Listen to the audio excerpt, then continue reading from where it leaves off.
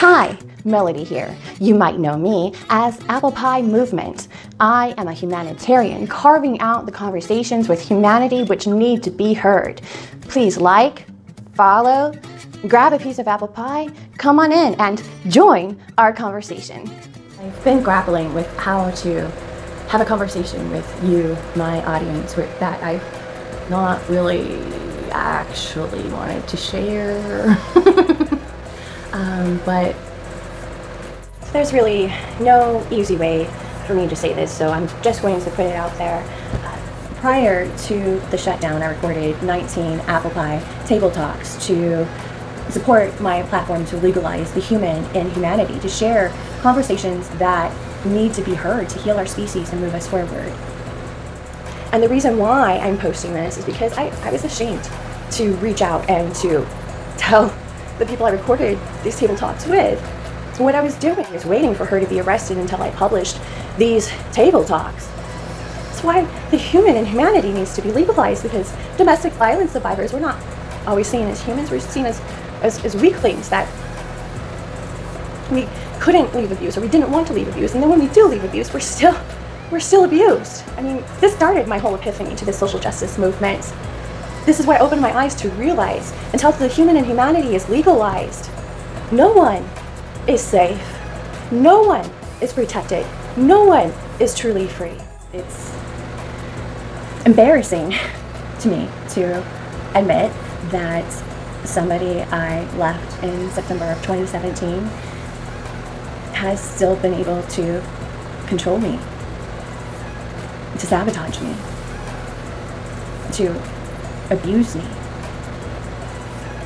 I spent the entire month of October compiling and collecting evidence and building out my case, and as I sat there being re-traumatized over the fact that I was still being abused, resentful and angry that I still felt her control, it's hurtful to me that I recorded these 19 interviews with 19 amazing, wonderful people that I wasn't able to publish.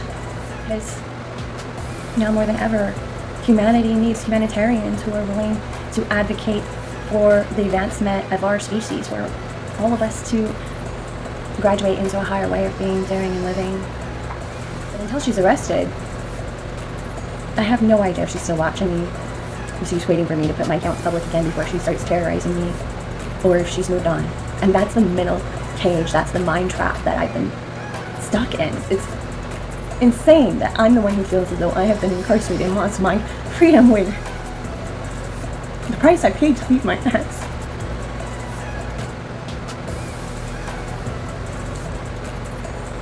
It was one of the most painful things I've ever had to do. And the thing is, I'm not alone. My case isn't uncommon. Almost every other domestic violence survivor I have spoken with has been abused, has continued to have post-relationship abuse after they have left their abuser. And that's why a lot of people who are abused go back, because you have somebody who's out there terrorizing you and trying to sabotage your income and tear you down. For this cycle to end, we have to legalize the human and humanity. We have to end all forms of hate. Every time my ex cyberstalking me, every time my ex tried to sabotage me, it was like being abused all over again. It triggered my PTSD. It took an emotional toll on me. And I don't want to be known as a survivor of abuse, because it has this stigma with it.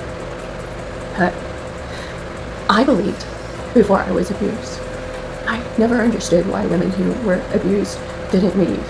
And I have been exhausted to no end in explaining to people now after I have become a survivor and I have left, why people stay in abuse, why people get trapped.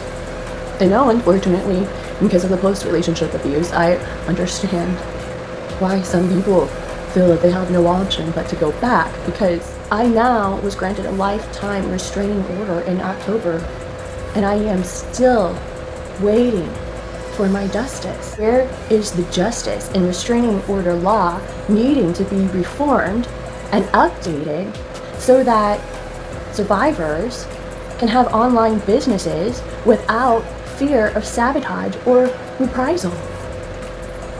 And the problem we are faced with today, it's the fact that we too easily are willing to dehumanize one another. We too easily look past the humanity in another person and justify it, because it is easier to justify not helping than to become an ally. So it's not enough just to protect domestic violence survivors.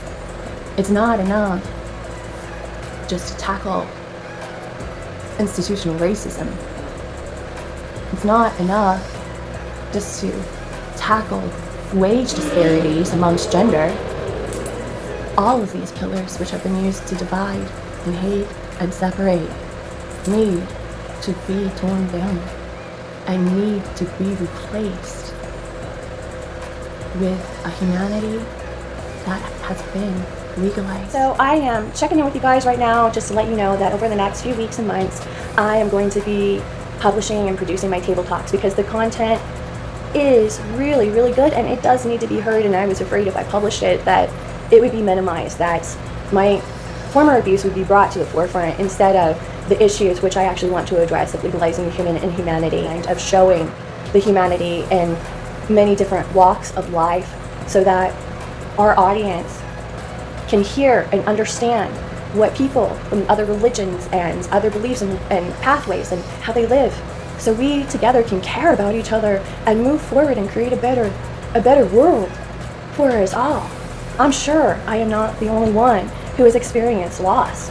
This time last year, I just found out that my aunt had stopped taking her cancer medication and was expected to only have a year less to live. And I felt a little bit cursed and a little bit blessed that the year before I had just watched my dad die. And then I spent the shutdown watching my aunt die. But then I felt blessed that I was able to be in my aunt's home again. Then I was able to be there with her and for her. And I've also lost 2 uncles. So the theme of my life for years has been grief and loss.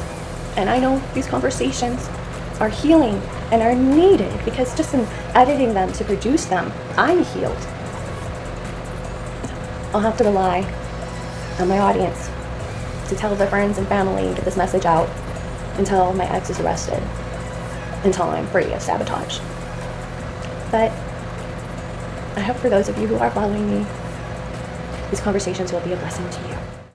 Thank you so much for joining our conversation today. Without you, there is no movement. Please like, follow, continue joining our conversations, and remember, you are worthy of love because you exist. Thank you.